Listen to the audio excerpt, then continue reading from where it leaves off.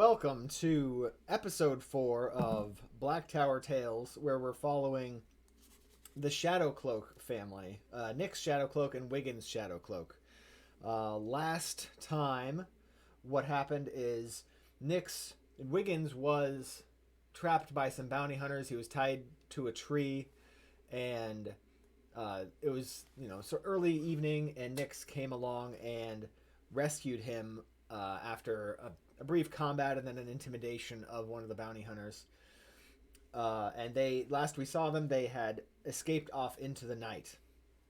So, with that being said, this next scene, the next logical place that I think Nix and Wiggins would go, aside from they've already sort of gotten their stuff from the house that they were living at before they had gotten married, Wiggins' father's house.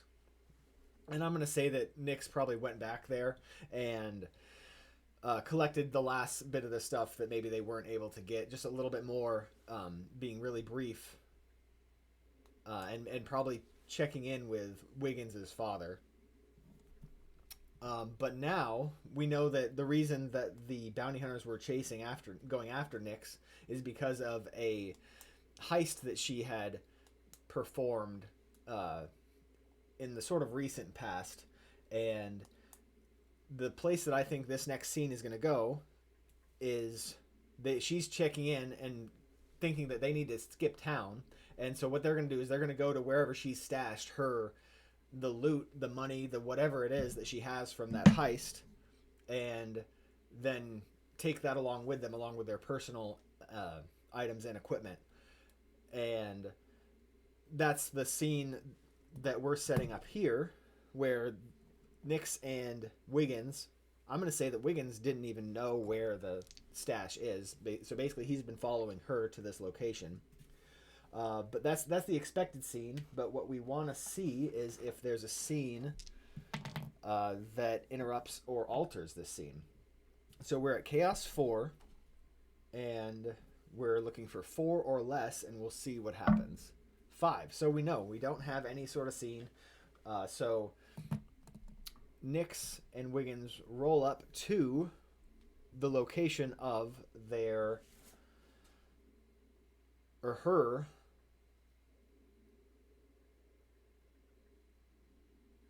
loot. The question is, we want to find out where it is that this loot is being stored. We're going to try to use the new Mythic GM Emulator 2nd edition to generate this. And we're going to go, we've got a locations chart and we've got the descriptor charts and an object chart. There are honestly a lot of tables in this. So I've got the locations chart. I think there's a different chart we probably want to use. Like, there's a city descriptors chart. I don't think that's one we want, but that's the sort of thing we're looking for. Creature abilities, no. Dungeon descriptors, maybe. I like dungeon descriptors. That seems like the most interesting one. Yeah, so we're going to use the dungeon descriptors chart here. And that's a D100. 50 on the dungeon descriptors is a interesting.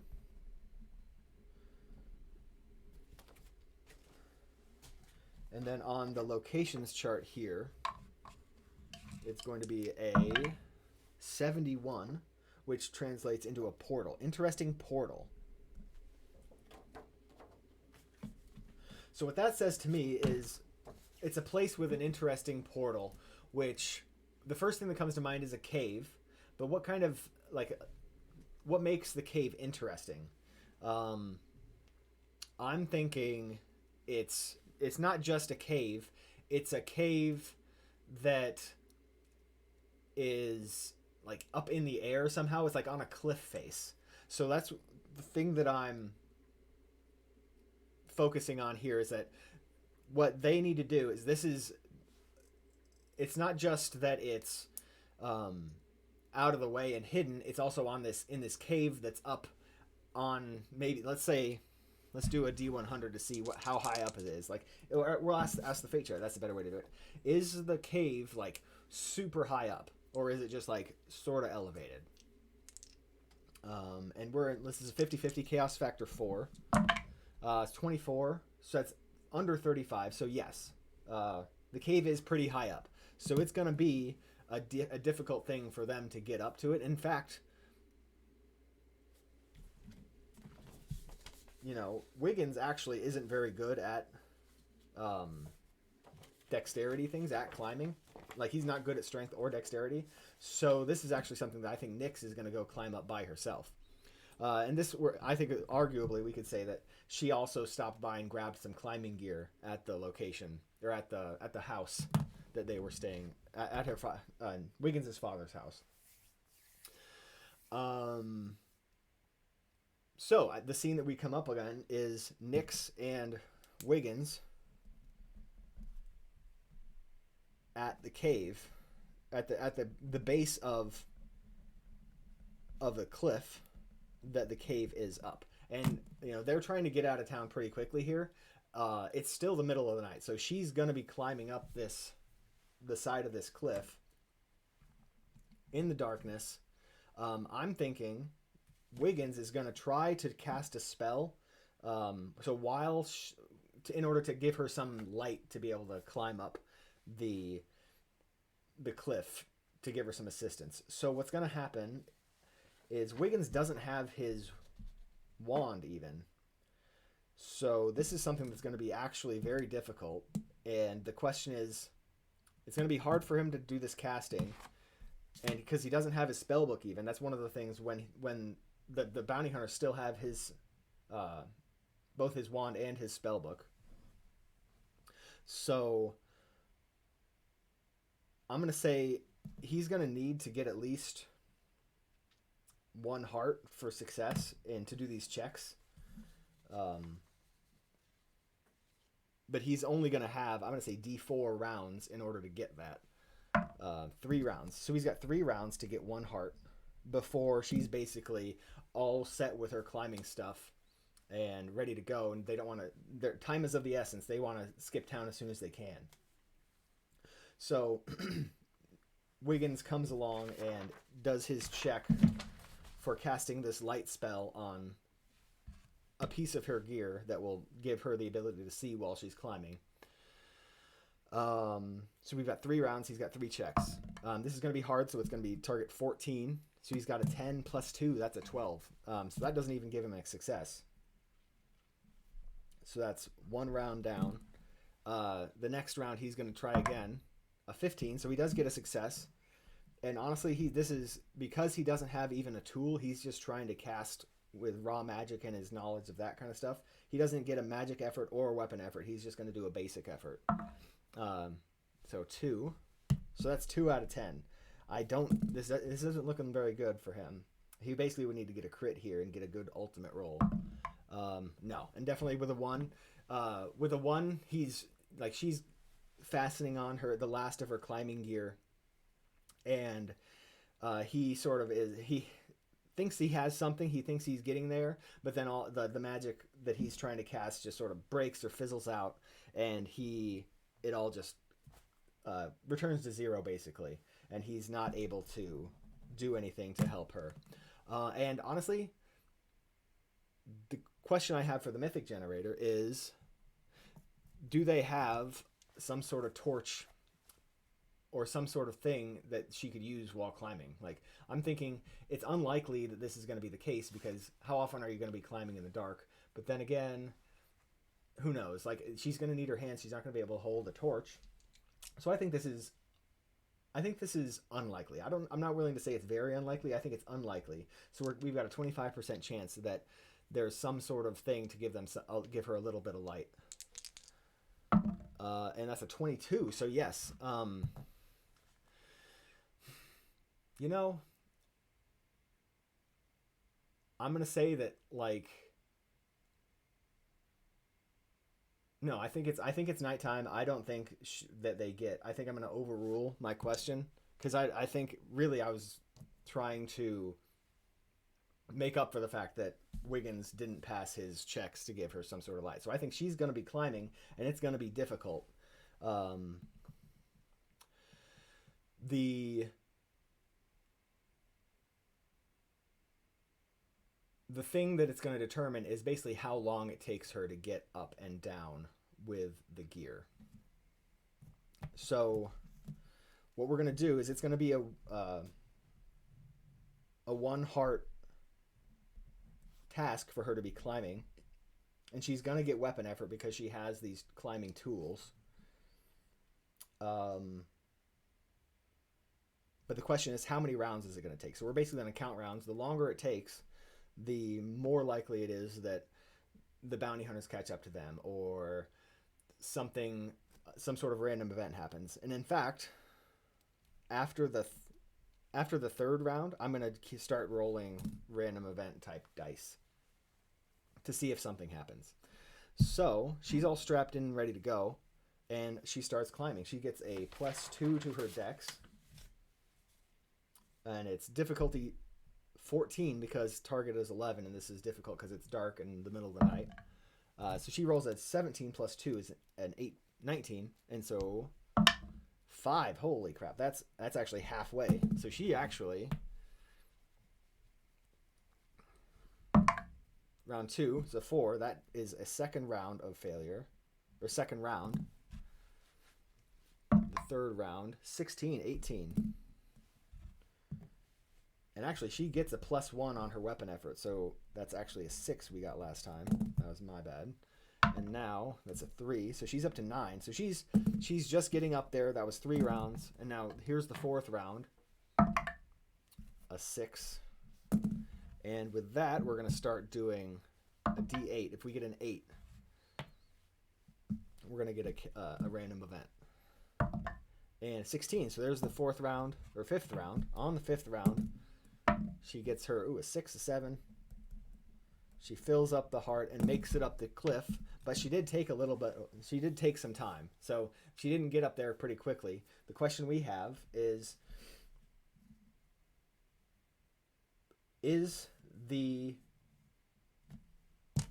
her loot, is her treasure up there as expected? I think it's a 50-50. We don't really know. And it's a 58. So no, there's something in the way. There's something that happened in between when she stashed it and now. And so what I think we need to do is we need to roll a random event in order to determine what the nature of this change is. Is it just gone? Is there something in the way?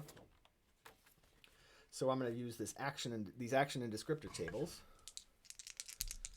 First one is going to be a 37, which is a divide.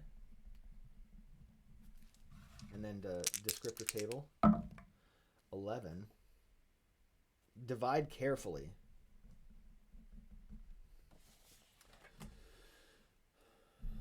Oh, well, let's actually.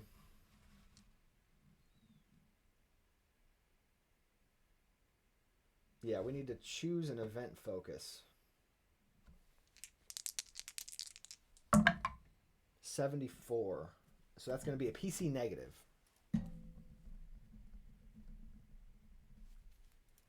Okay, so the thing that comes to mind when I think of divide carefully is something along the lines of it's not all there, or yeah, I think that makes sense. Is that okay? I've got an idea in my head. We've got, as the DM, I'm going to say that a goblin or some sort of small creature came by and saw her stash, found it. Maybe it was just behind a rock. It wasn't hidden very well in the cave.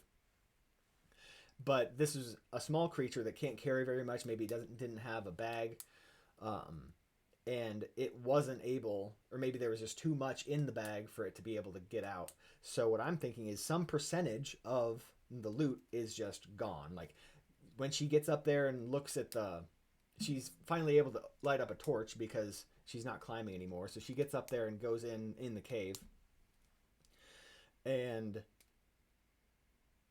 the bag is spilled over everywhere. The decent, like the gold and silver or whatever it is. We actually don't know the nature of this loot.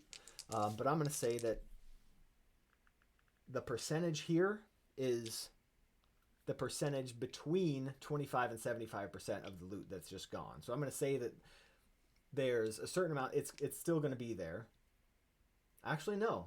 So the loot, no. So we'll just say how much of the loot is still in the cave, and that's just going to be a raw percentile die. 29%. So basically 70%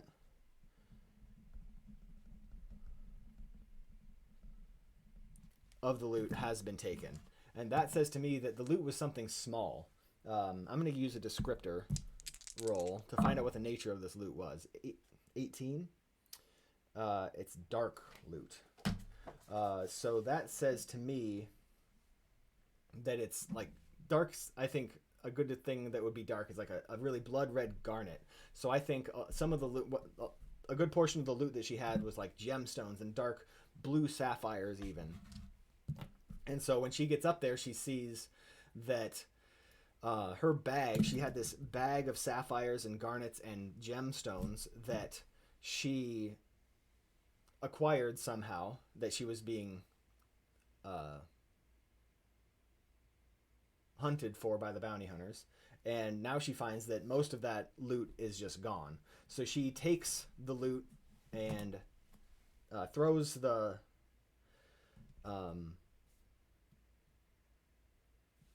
bag, attaches it to herself. I think it's the question. I actually, how big is the bag? Like, is it still like obscenely heavy? Is it still something that they would need some sort of apparatus to get down?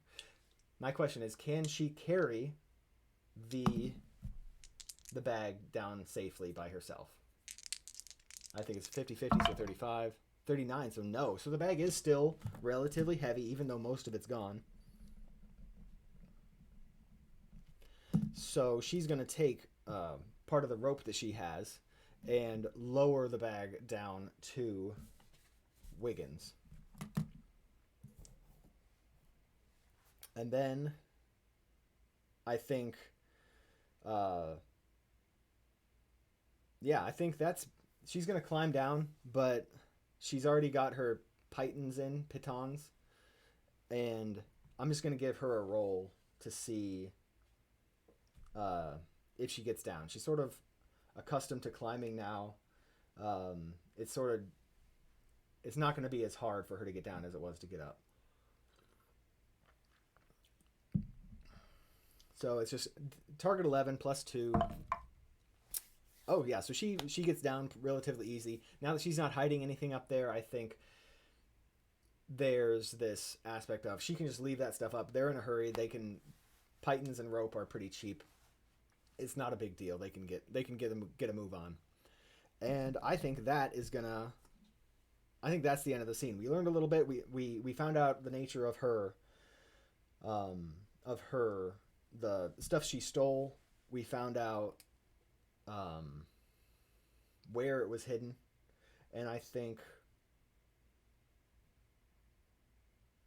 yeah, okay. So updating the cast and the threads. We don't really have any updates to the cast and the threads. I don't think that.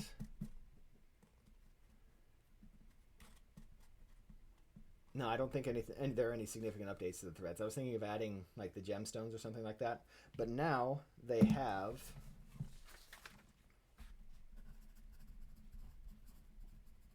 their stuff. Basically, they've collected all of their things that they need and are able to get out of Dodge. So that is going to end this session. Chaos factor. I think the chaos factor actually, I seemed pretty well under control. She obviously didn't succeed on her climbing, but that's sort of whatever. I think chaos goes down to, that is not the right word. Chaos goes down to 3. Target, I feel like target can stay at 11.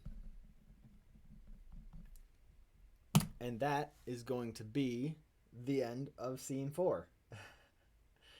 Cool. All right. See you next time.